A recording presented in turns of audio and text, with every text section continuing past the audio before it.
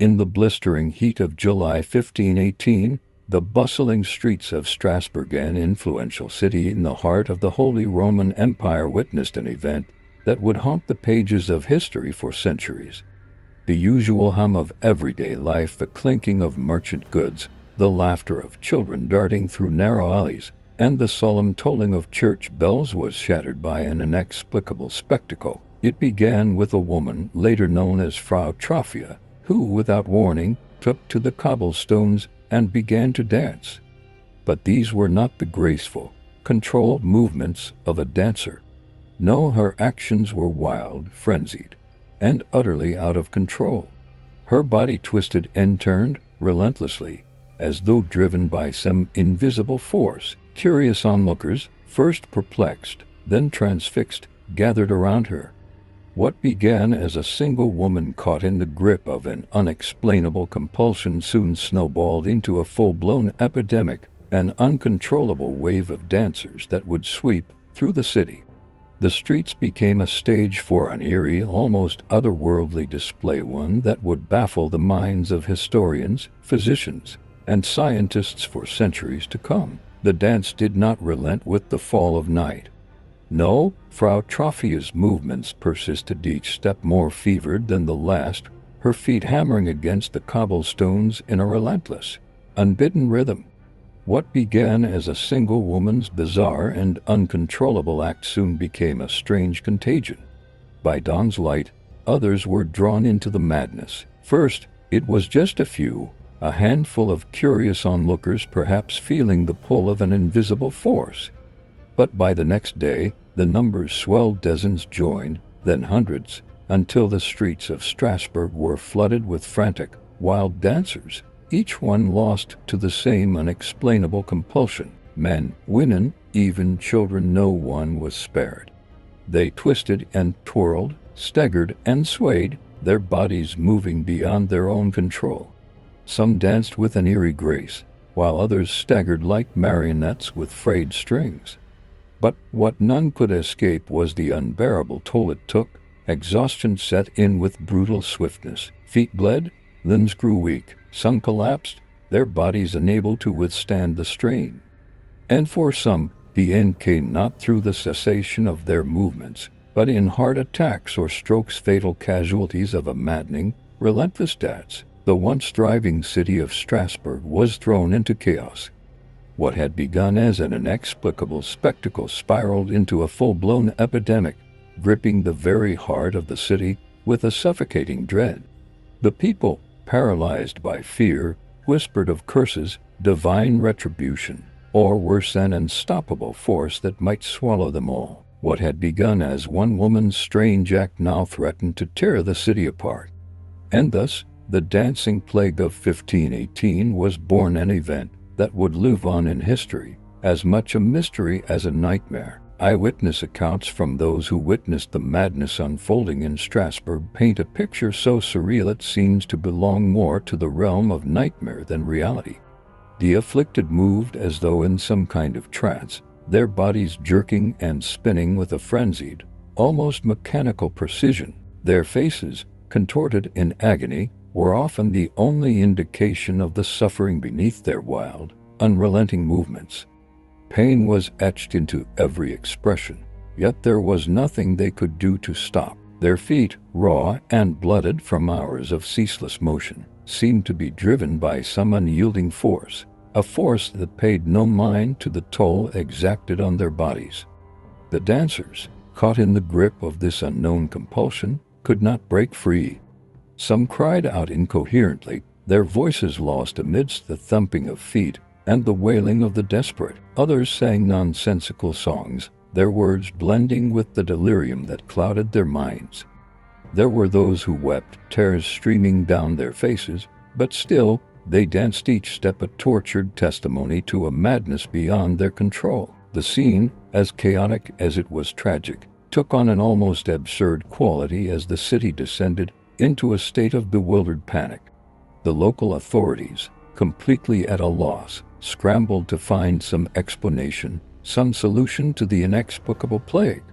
They sought answers in vain, from prayers and exorcisms to more rational, but equally fruitless attempts at medical intervention. But nothing could stop the madness. The more people danced, the more the epidemic spread, and soon, the once peaceful streets of Strasbourg had become a stage for an eerie, relentless spectacle, one that no one could explain, and few could bear to witness. In the face of such an overwhelming and inexplicable crisis, the city's leaders, grasping for any semblance of logic, turned to the medical knowledge of the time.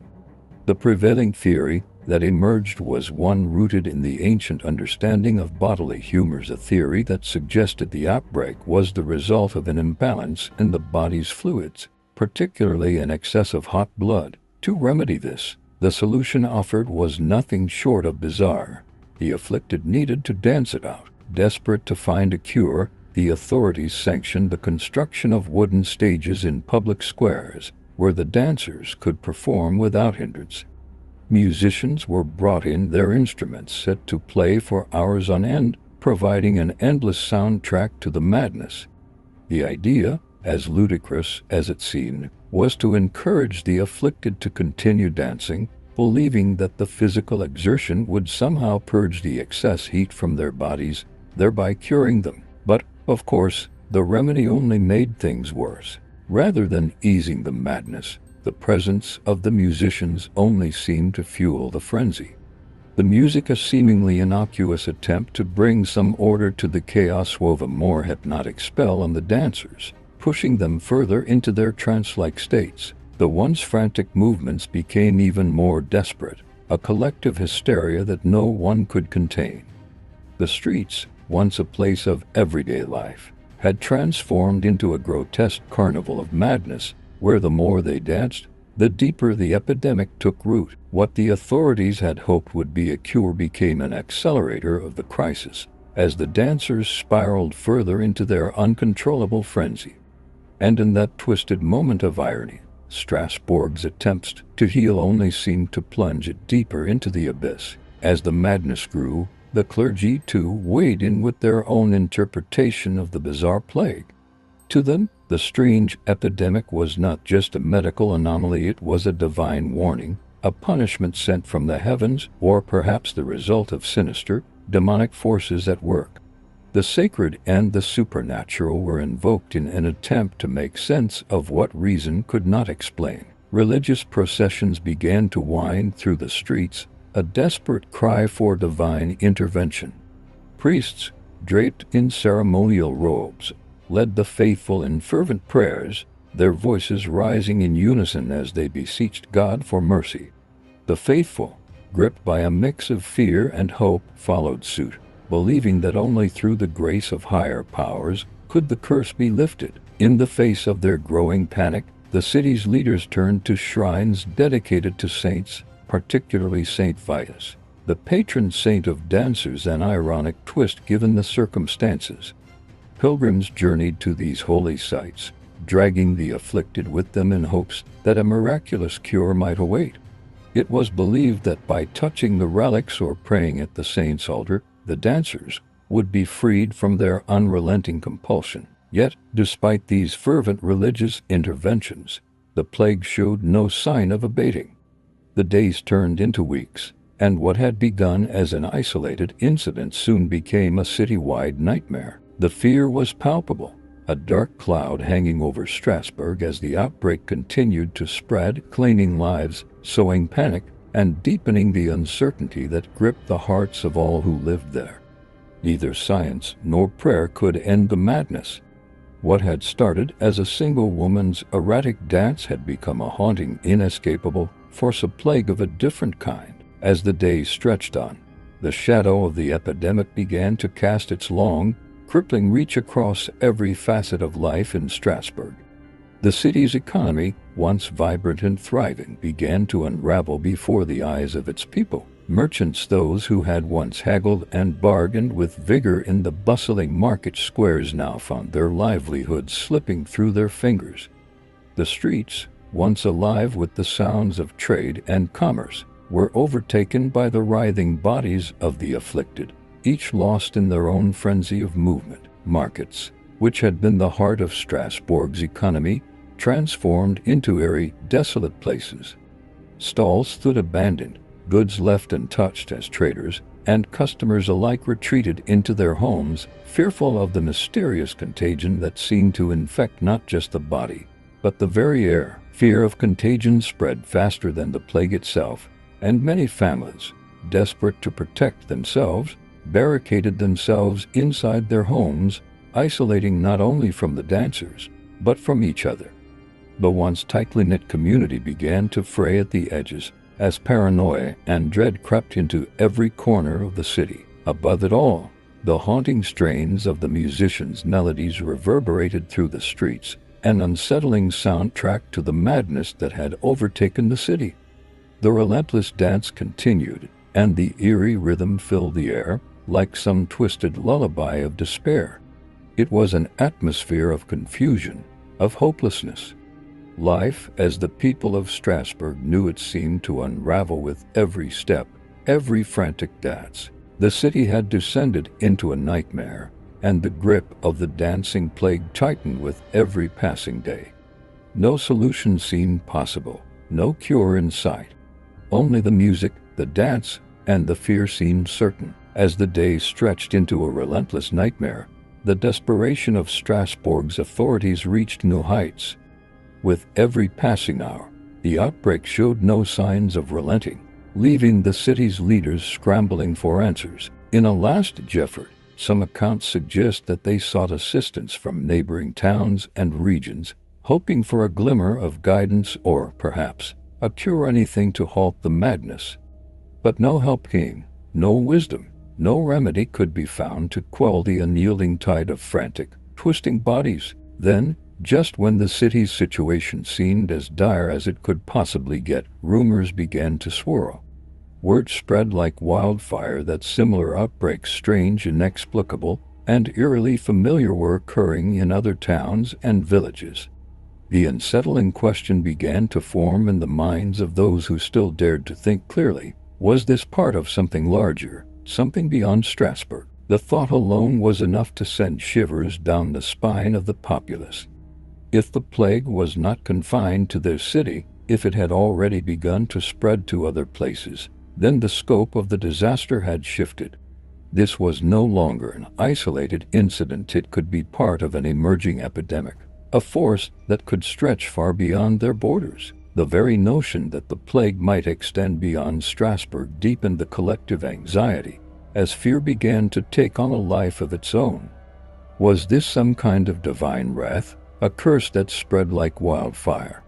Or was it something more sinister, a malevolent force sweeping through the land? The city, already teetering on the brink of chaos, was now gripped by a deeper terror. Not only were they powerless to stop the outbreak, but they now feared that it could consume the entire region, or worse, the entire empire.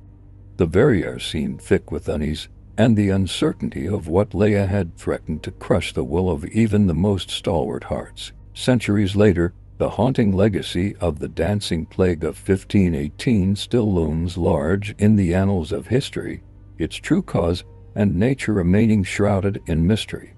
The event has perplexed scholars, scientists, and historians alike, each offering theories that attempt to untangle the intricate web of circumstances that gave rise to such an extraordinary phenomenon. What was it that drove hundreds of people to dance uncontrollably to the brink of death?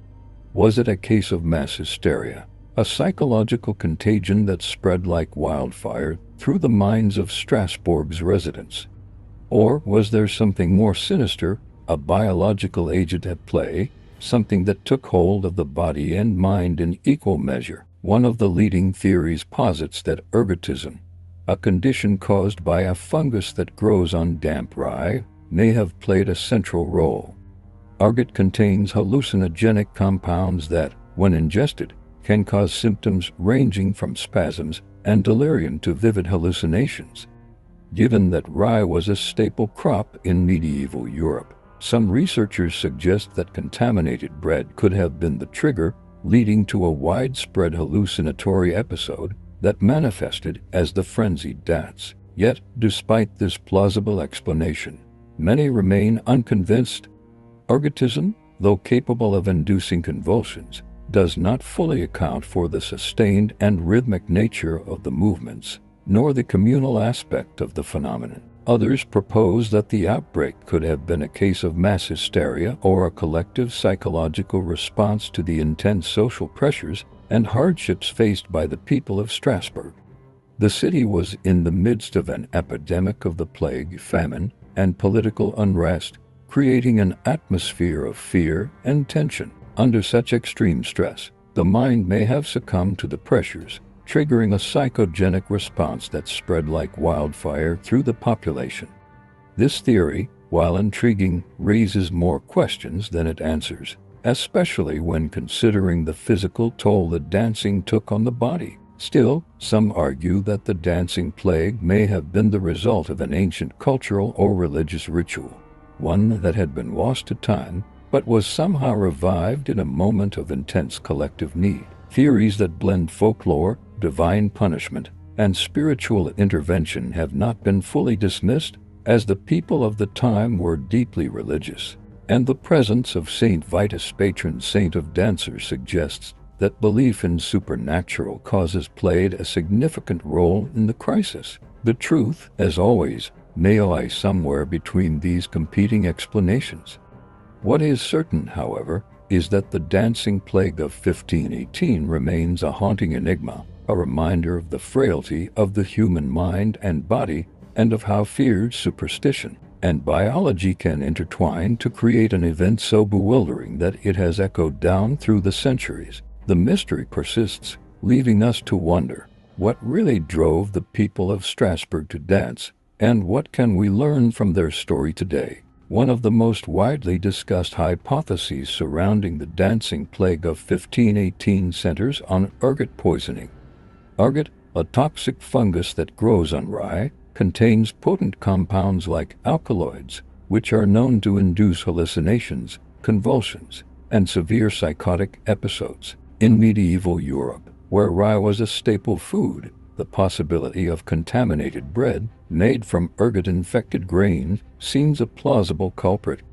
Those who consumed the tainted bread would have been exposed to the hallucinogenic effects of ergot, which might explain the strange and erratic behavior exhibited by the dancers. The theory of ergotism offers a compelling explanation for some of the symptoms witnessed during the outbreak: the seizures, the altered mental states, and the bizarre physical movements. It suggests that those affected by the poisoning may have experienced a hallucinatory state, driven by the powerful compounds in the fungus. Yet, while this theory can account for certain aspects of the phenomenon, it leaves key questions unanswered. One of the most glaring inconsistencies is the rhythmic, coordinated nature of the dancing. Ergotism is not known to induce the kind of structured, repetitive movements seen in the afflicted dancers. Rather than aimless convulsions or wild, disjointed motions, the dancers moved in a seemingly orchestrated fashion, often in unison, for hours on end. The collective nature of the outbreak, with large groups of people dancing together, suggests that something more than just a hallucinatory episode was at play. The phenomenon was not merely an individual experience of intoxication or delirium, but a social event that seemed to draw participants in, creating a contagious frenzy that spread throughout the city. In short, while ergot poisoning may have contributed to the physical and mental symptoms observed during the dancing plague, it does not provide a complete answer to the mystery. The question remains: what triggered the synchronized, communal aspect of the event, and why did it unfold in such an organized, coordinated manner? Another prominent theory that has gained traction over the years is the idea of mass psychogenic illness or mass hysteria. This theory suggests that the dancing plague of 1518 was not caused by any physical agent, like ergot or a contagious virus, but rather by the collective psychological pressures weighing heavily on the people of Strasbourg at the time. The early 16th century was a period of immense upheaval across Europe, marked by profound social, economic, and religious turmoil. Famine, disease, and relentless political instability had left the population fragile, their psyches pushed to the brink. Strasbourg, already reeling from the devastating impacts of plague, crop failures, and civil unrest, was a city under stress. It is within this high-pressure environment that the outbreak may have taken root. The human mind, under extreme duress, can sometimes react in ways that defy logic and reason. In the case of the dancing plague, it's possible that the afflicted were not simply reacting to an external physical stimulus, but were instead manifesting their collective anxieties and traumas in the form of synchronized, uncontrollable movements. The concept of mass hysteria posits that people who are under extreme stress can become susceptible to shared psychological phenomena. In a society where religious beliefs and supernatural explanations were deeply ingrained, the people of Strasbourg may have unconsciously begun to mimic behaviors they associated with divine or supernatural intervention. The idea of dancing as a form of possession or a way to appease the gods was not unfamiliar. Saint Vitus, the patron saint of dancers, had long been associated with such phenomena, and the afflicted may have believed that their compulsive dancing was a form of spiritual purification or an attempt to ward off a curse. This psychological contagion would have spread like wildfire, as people in close-knit communities often mirror the behaviors of those around them. The dancers, caught in a trance-like state, may have felt a deep, unspoken connection to each other, and their movements could have been a form of collective release. As the outbreak continued, the psychological burden of living in such tumultuous times could have made the situation even worse, fueling the frenzy and drawing in more participants. The communal aspect of the event, people dancing together in a shared, collective frenzy, becomes more understandable when viewed through the lens of mass hysteria. Though this theory doesn't explain every detail of the dancing plague, it offers a compelling view of how societal stress, cultural beliefs, and collective psychological responses can intertwine to produce an event that, to an outside observer, might seem utterly incomprehensible. The dancing plague was perhaps more than just a physical affliction. It was a manifestation of the mental and emotional toll that an entire society endured in the face of overwhelming adversity. The religious and cultural context of medieval Europe undoubtedly played a crucial role in shaping the nature of the dancing plague. During this time, saints were often invoked as powerful intercessors, believed to hold the keys to divine healing and protection. In particular, Saint Vitus, the patron saint of dancers, was widely revered as having the ability to cure ailments like chorea, disorder marked by involuntary and erratic movements. For a society deeply embedded in religious beliefs, the notion that the saint could intervene and heal those stricken by such a condition was a powerful one. It is within this religious framework that the dancing plague may have found fertile ground. Some historians posit that the outbreak could have been a form of choreomania, a collective, ritualized expression of devotion or supplication to Saint Vitus. This phenomenon would not be entirely out of place in a society where religious fervor often manifested in physical forms of worship, such as ecstatic dancing or other bodily expressions of faith. The afflicted, perhaps seeking to honor the saint or earn his favor, may have believed that their compulsive movements were a necessary form of devotion, an offering to the divine to stave off misfortune or heal their souls. The idea of using dance as a form of spiritual supplication was not unfamiliar in medieval Europe, and the connection between dance and divine favor was deeply ingrained in the cultural consciousness. In this context, the mass hysteria that gripped Strasbourg might have been amplified by the collective belief in Saint Vitus's power. As more people became caught up in the dance, their actions may have been reinforced by a shared faith in the saint's ability to heal. The communal nature of the outbreak, the sense that all were part of a collective effort, could have created a kind of feedback loop, where each individual's actions were magnified by the presence of others, all performing the same movements in a shared expression of belief.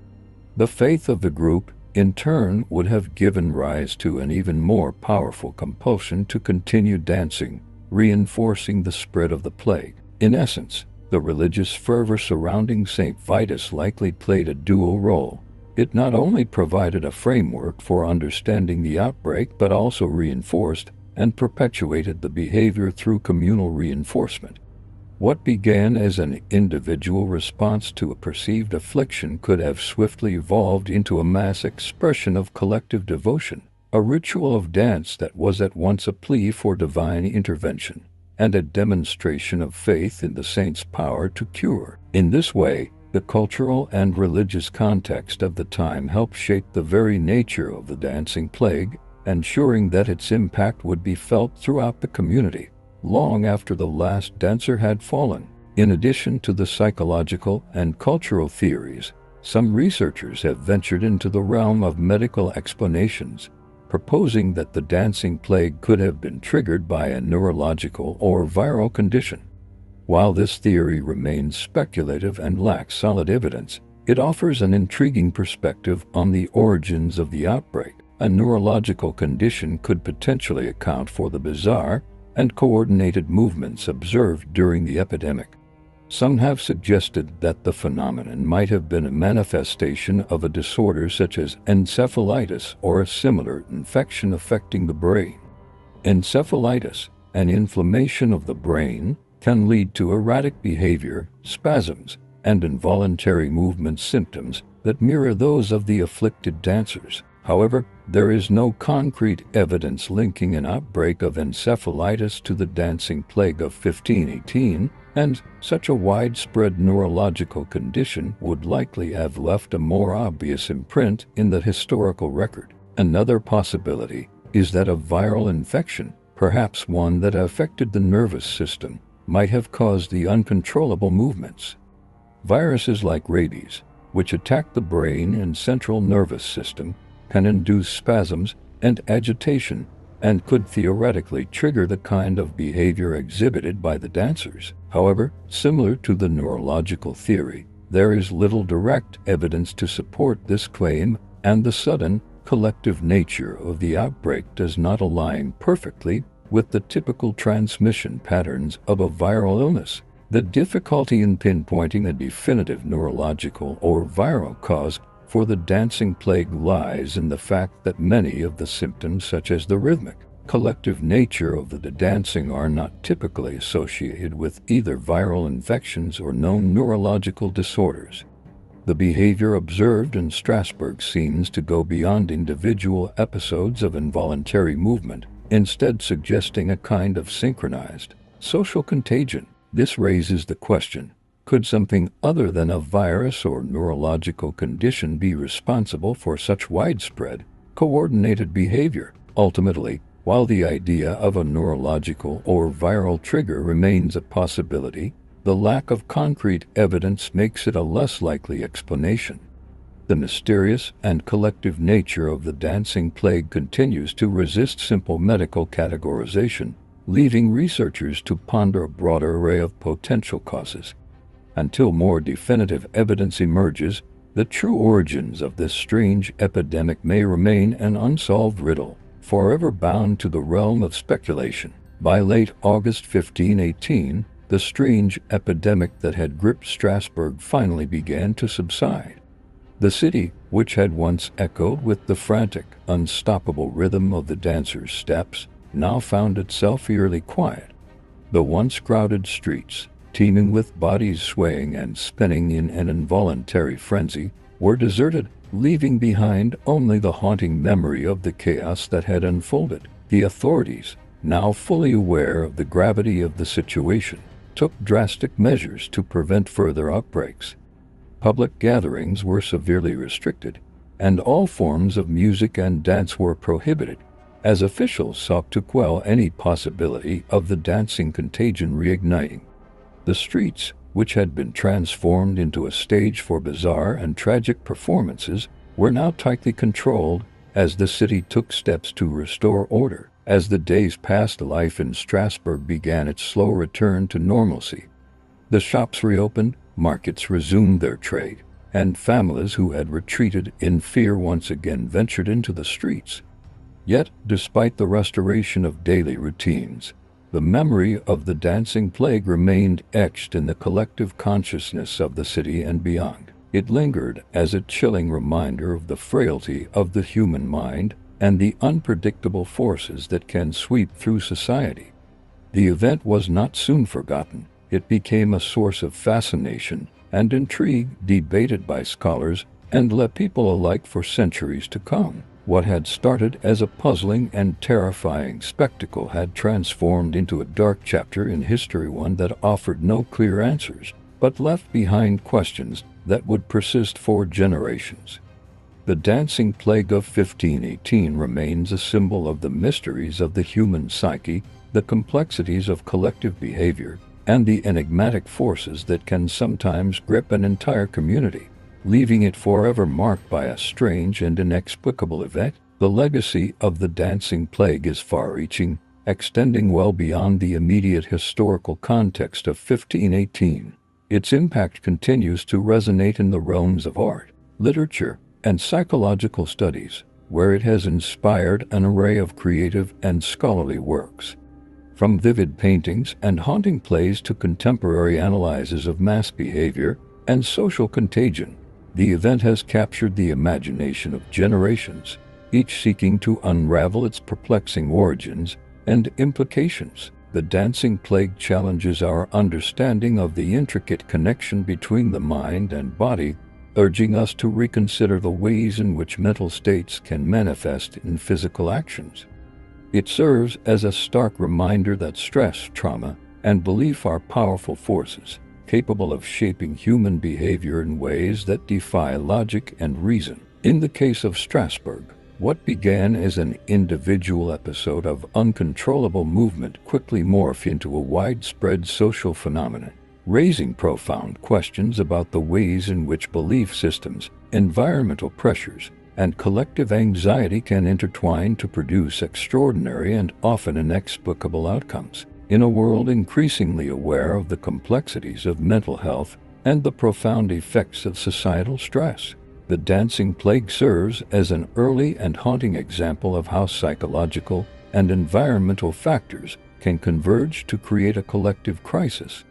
It is a case study that speaks to the vulnerability of the human mind and body, revealing the potential for seemingly ordinary individuals to be swept up by larger forces beyond their control and comprehension. As scholars continue to debate the causes of the dancing plague, its legacy endures as a symbol of human frailty, resilience, and mystery.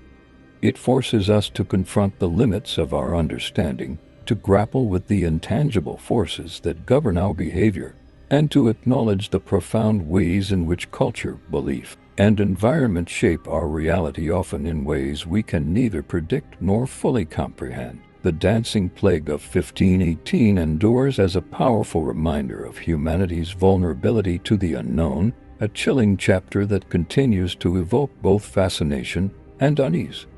It forces us to confront the fragile balance between reason and superstition, order and chaos, to forces that have long shaped human behavior and collective experience. In a world governed by logic and scientific understanding, this enigmatic event challenges our assumptions about the limits of human knowledge and the unpredictability of the mind. As we continue to explore the mysteries surrounding the dancing plague, the story evolves from a mere historical curiosity into a timeless metaphor for the complexities of human existence.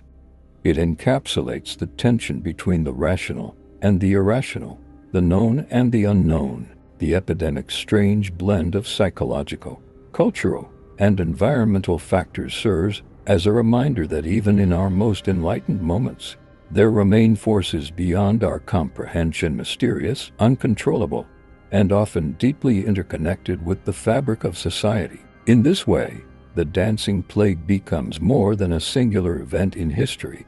It transcends time and place, offering insights into the collective psyche of humanity.